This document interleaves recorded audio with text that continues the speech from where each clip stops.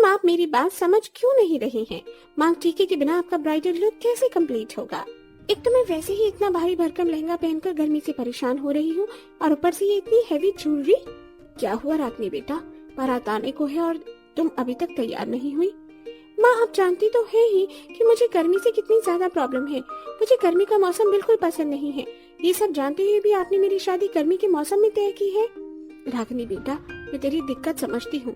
मैंने इस बारे में पंडित जी से भी बात की थी, लेकिन उन्होंने यही कहा था कि अगर इस गर्मी में तेरी शादी नहीं हुई तो आने वाले 2-2.5 साल तक कोई भी शुभ मुहूर्त नहीं है। इसीलिए मैंने तेरी शादी इस गर्मी के मौसम में तय कर दी। बेटा सिर्फ कुछ समय की बात है, शादी होने के बाद कुछ ही दिनों तक तुझे भारी कपड़े पहनने पड़ेंगे और गहने भी, फिर तो उसके बाद नॉर्मल कपड़े पहन सकती है। पता नहीं मेरा क्या हाल होने वाला है। अब तो मैंने सब कुछ भगवान के भरोसे छोड़ दिया है। थोड़ी देर में बारात आ जाती है। रागिनी की शादी हो जाती है। रागिनी विदा होकर अपने ससुराल आती है, जहाँ उसकी सास कलावती उसका बड़े प्यार से स्वागत करती है। और ऐसे ही शादी का पहला दिन गुजर जाता है और आज रागिनी के ससुराल में उसकी पहली रसोई की रस्म होती है। हे भगवान, ये मैं कहाँ फंस गई? आज मेरी शादी के बाद का पहला दिन है, लेकिन आज गर्मी के मारे मेरी हालत खराब हो रही है। ऊपर से इतनी भारी साड़ी और ये गहने, कहीं मैं गर्मी से ही न मर जाऊं। अरे बहू, ये तो खुद से क्या बातें कर रही है? कुछ नहीं माँ जी, वो बस ऐसे ही।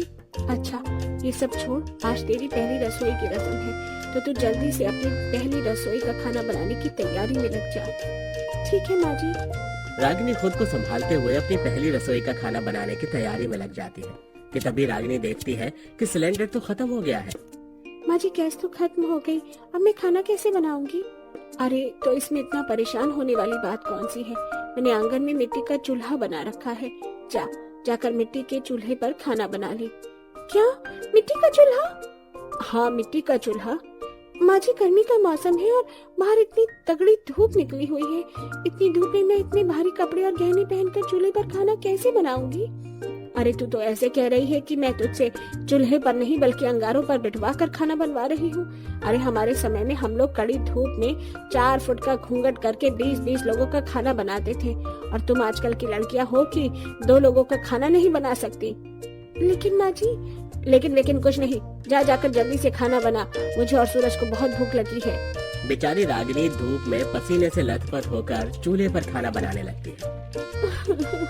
हे भगवान, मैंने क्यों गर्मी में शादी करने के लिए हाँ बोला? 2-3 साल और इंतजार कर लेती तो क्या चला जाता मेरा। बेचारी रागिनी गर्मी से परेशान होकर रोते हुए जैसे तैसे करके खाना बनाती है और अपने पति और सास को परोसती है। रागिनी के हाथ का खाना सभी को काफी पसंद आता है, जिसके चलते सभी खाने की बहुत ज्यादा तारीफ करते हैं। जिसे सुन रागिनी खुश तो होती है, लेकिन उसे कहाँ पता था कि उसकी ये खुशी सिर्फ 2 पल की होगी। बहू मैंने बाथरूम में गंदे कपड़ों की गठरी बांध रखी है, जाकर उन्हें छत पर ले जाकर धो दे और अच्छे से सुखा भी दे। माँ जी क्या घर में वॉशिंग मशीन नहीं है? मैंने पहले ही इतनी गर्मी में चूल्हे पर ढेर सारा खाना बनाया है और अब फिर से छत पर जाकर धूप में मुझे कपड़े धोने होंगे। बहू ये शर्मा परिवार है, ना कि अंबानी परिवार, समझी? तुझे पता है वॉशिंग मशीन का बिल कितना आता है? चुपचाप से जाकर छत पर कपड़े धो ले। बेचारी रागिनी छत पर जाकर कड़ी धूप में कपड़े धोने लगती है। हे भगवान, ये तो मुझे कौन से पाप की सजा दे रहा है? एक तो इस हाई ब्लड प्रेशर की वजह से मुझे गर्मी में इतनी परेशानी होती है। जहाँ मैं अपने मायके में गर्मी के मौसम में एसी से बाहर नहीं निकलती थी, वहीं मेरी सास इतनी धूप में मुझसे कभी चूल्हे पर खाना बनवा रही है तो कभी कपड़े धुलवा रही है। ये कहते हुए रागिनी रोने लगती है और जैसे तैसे कर सारे कपड़े धोकर उन्हें सुखाती है कि तभी धूप की वजह से सारी छत अंगारों की तरह गर्म हो जाती है, जिससे रागिनी के पैर जलने लगते हैं। मेरे पैर, कितनी गर्म हो गई है छत। ऐसा लग रहा है छत पर नहीं बल्कि जलते हुए अंगारों पर खड़ी हूँ। रागिनी जल्दी से सारे कपड़े सुखाती है और अपने कमरे में जाकर एसी और पंखा चलाकर बैठ जाती है। अब जाकर थोड़ा सा चैन मिला। रागिनी एसी और पंखे की ठंडी हवा के मजे ले ही रही होती है कि तभी रागिनी की सास कलावती उसके कमरे में आती है और गुस्से से पंखा और एसी बंद कर देती है। पंखा एसी क्यों बंद कर दिया आपने? इतनी देर तक कड़ी धूप में काम करने के बाद मुझे इनकी जरूरत थी। बड़ी आई जरूरत वाली। जब इनका बिल आएगा उसे भरेगा कौन, तेरा बाप या तेरी माँ? हमारे घर में एसी सिर्फ 5 से 10 मिनट तक ही चलता है और पंखा भी हम लोग सिर्फ रात में ही चलाते हैं, समझी? रागिनी से हाई ब्लड प्रेशर की वजह से बिल्कुल भी गर्मी बर्दाश्त नहीं होती थी, लेकिन अपनी सास की वजह से बेचारी रागिनी को सुबह से शाम तक गर्मी में ही अपना पूरा दिन गुजारना पड़ता है, वो भी भारी भरकम साड़ी और गहनों के साथ। अब तो शादी को 1 महीना हो चुका है, अब मुझे ये भारी साड़ी और गहने पहनने की कोई जरूरत नहीं है। अब तो मैं हल्के सूट ही पहना करूंगी। रागिनी सूट पहनकर बाहर आती है कि तभी हे भगवान, ये क्या बहू, तेरे पास इतनी भारी साड़ी और गहने हैं और फिर भी तू ये हल्के सूट पहनकर घूम रही है। माँ जी, अब तो शादी को 1 महीना हो चुका है और सारी रस्में भी खत्म हो चुकी हैं, तो अब भला मुझे ये साड़ी और गहने पहनने की क्या जरूरत है? और वैसे भी इतनी गर्मी में ये सब कुछ कौन ही पहनता है? सबका मुझे नहीं पता, लेकिन हमारे घर की बहुएं तो अपनी जिंदगी की आखिरी सांस तक भी ये सब पहनती हैं, समझी? चल जल्दी से वो बनारसी साड़ी जो तू अपने मायके से लेकर आई थी पहन, और पहनकर तैयार हो जा और जाकर गहने पहनना मत भूलना। हमें जागरण में जाना है, और हाँ, वहाँ हमारी जान पहचान के बहुत से लोग होंगे, तो मुझे वहाँ पर तू घूंघट करके ही दिखनी चाहिए, समझी? अपनी सास की बात सुन गर्मी से परेशान रागिनी दोबारा भारी साड़ी और गहने पहनकर तैयार हो जाती है और अपनी सास के साथ 6 फुट का घूंघट कर जागरण में जा पहुंचती है। जागरण में चल रहे गीत और गर्मी की वजह से रागिनी की तबीयत खराब होने लगती है और उसके सिर में दर्द शुरू हो जाता है। माँ जी, घर कब चलेंगी? गर्मी की वजह से मेरे सर में बहुत दर्द हो रहा है, ऊपर से इस घूंघट में भी मुझे घुटन हो रही है। चुप करके बैठ जा। अब क्या मैं तुझे भी जागरण से उठा कर ले चलूं? न जाने कैसी लड़की है, इसे थोड़ी बहुत गर्मी भी बर्दाश्त नहीं होती। कलावती अपनी बहू और उसकी परेशानियों को समझने की जगह हमेशा अपनी बहू को चुप करवा दिया करती थी, जिसके चलते अब धीरे धीरे रागिनी की हालत काफी ज्यादा खराब होने लगी थी। हे भगवान, तेरा लाख लाख शुक्र है कि आखिरकार रात हो गई। अब तो मैं आराम से एसी चलाकर सो सकती हूँ। रागिनी एसी चलाकर सो जाती है कि तभी उसके कमरे में कलावती आती है और एसी बंद कर देती है, जिसे देख माँ जी, अब क्या हुआ? दिन में तो आप मुझे एसी चलाने नहीं देती, कम से कम रात में तो चलाने दीजिए। पूरा दिन कड़ी धूप में काम कर करके मेरी हालत खराब हो चुकी है, लेकिन आप है कि आपको मुझ पर जरा भी तरस नहीं आता है क्या? तेरी इतनी हिम्मत कि तुम मुझसे जुबान लड़ाएगी? कितनी बार कहा है तुझे कि मुझसे बिना पूछे तू एसी पंखा नहीं चलाएगी, लेकिन तू है कि अपनी आदतों से पास नहीं आती। अब तू देख मैं तेरा क्या करती हूँ।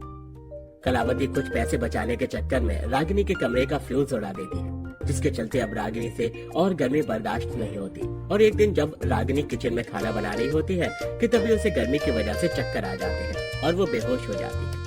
सूरज जैसे ही रागिनी को बेहोश पाता है तो वो अपनी माँ के साथ जल्दी से उसे अस्पताल लेकर जाता है, जहाँ डॉक्टर उसका चेकअप करते हैं। डॉक्टर साहब, क्या हुआ मेरी रागिनी को? वो ऐसे अचानक बेहोश कैसे हो गई?